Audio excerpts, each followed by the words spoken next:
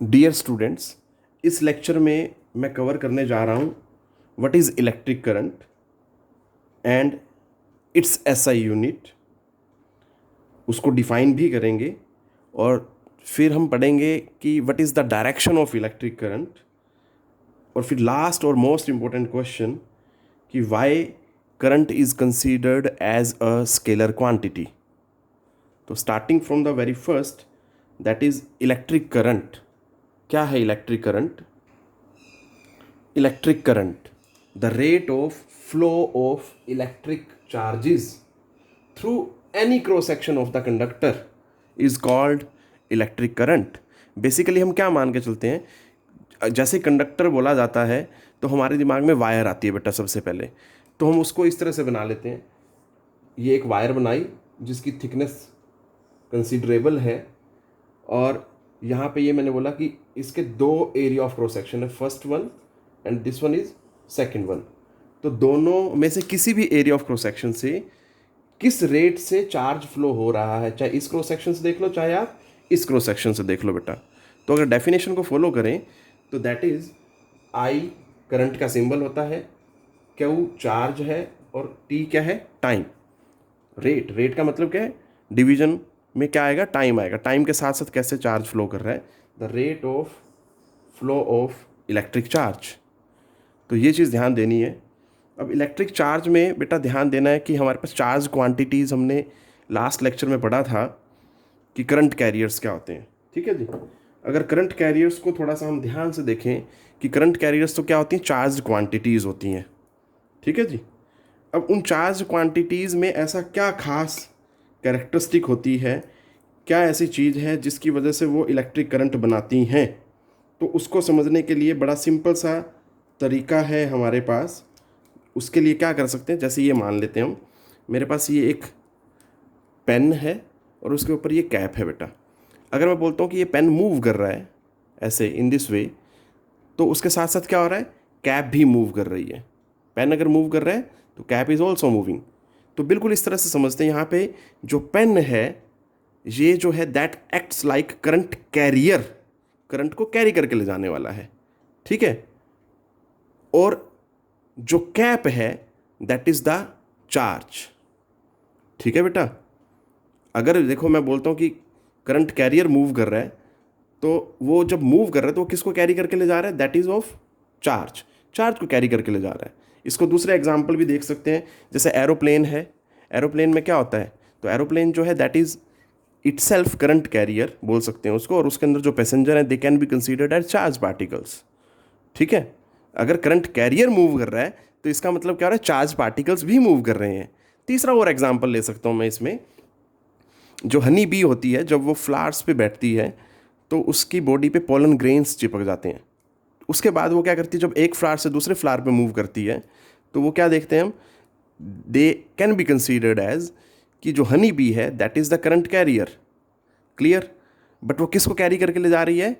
Pollen grains को। और pollen grains को यहाँ पे मैं क्या समझ सकता हूँ? Like the charge. ठीक है बेटा। तो ये चीज़ ध्यान देनी है कि जब जब करंट कैरियर मूव करेगा तो एक तरह से वो क्या करके ले जा रहा है अपने साथ? चार्ज को कैरी करके ले जा रहा है। क्लियर है? तो उसी rate of flow of charge को हम क्या बोलते हैं? Electric current. अब अगर मैं इसकी ऐसा यूनिट की बात करूं तो इलेक्ट्रिक करंट की ऐसा यूनिट होती है, ऐसा यूनिट इज एम्पियर। ठीक है जी। अब इसको डिफाइन करेंगे और हमें पता है बड़ी इजीली इसको डिफाइन किया जा सकता है। जब भी किसी फिजिकल क्वांटिटी की ऐसा यूनिट को डिफाइन करना हो तो सबसे पहले उसका बेसिक फॉर्मूला लिख लें जैसे मैंने लिखा। अब उसके बाद इसकी यूनिट्स लिखते हैं बेटा। करंट के लिए है एम्पियर, चार्ज के लिए होती है कूलम, और टाइम के लिए होती है सेकंड। और इनके साथ क्या लगा दें हम? 1 1 लगा दें।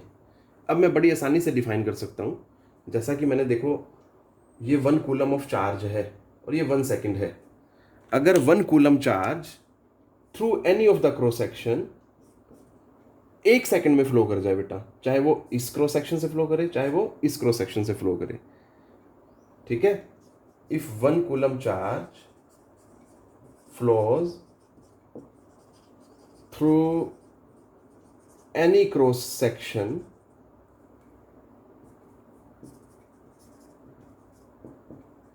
in 1 second,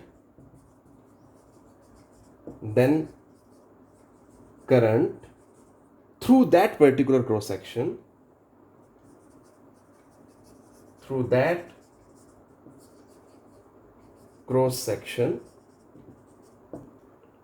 is said to be 1 ampere.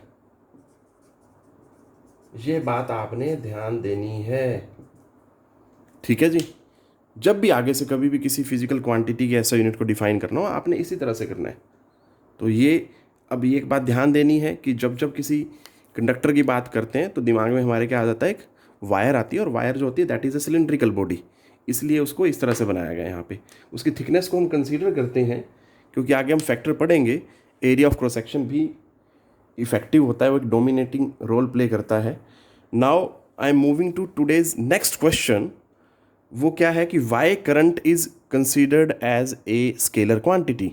जबकि देखो मैं यहाँ पे बता रहा हूँ करंट की डायरेक्शन जो होती है बेटा, वो क्या होती है, हमेशा पॉजिटिव से नेगेटिव होती है। अगर हम बात करें, देखो बेटा जी, अगर हम डायरेक्शन ऑफ इलेक्ट्रिक करंट की बात करें तो मैंने एक सिंपल सा इलेक्ट्रिक सर्किट बनाया है। यहाँ पे ये की है, अभी ये ओपन स्विच है बेटा, क्योंकि की क्लोज नहीं है।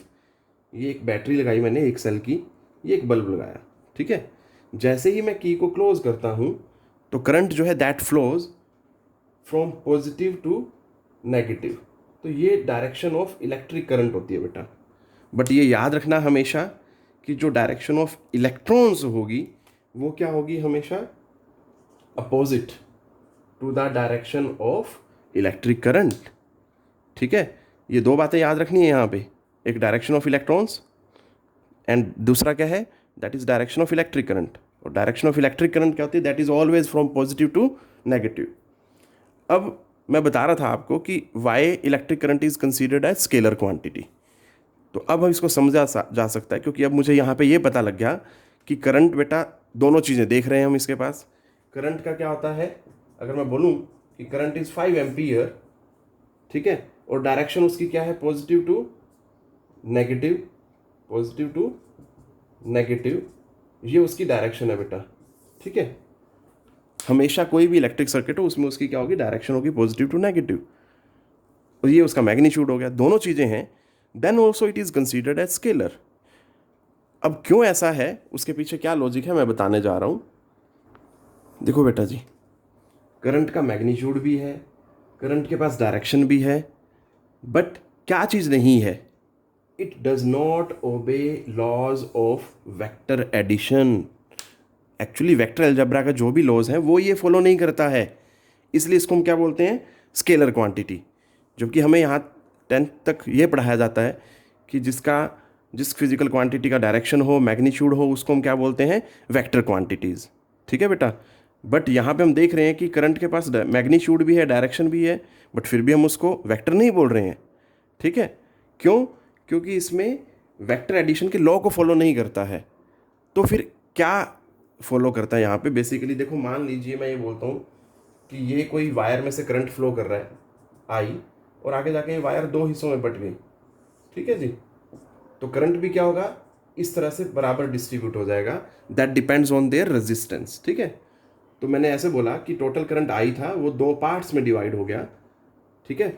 और बेटा ये आउटपुट पे मुझे क्या मिलेगा फिर, I1 प्लस I2। तो बेसिकली मैं क्या देखूंगा कि जो I है that is I1 plus I2, reality में तो ये है, ठीक।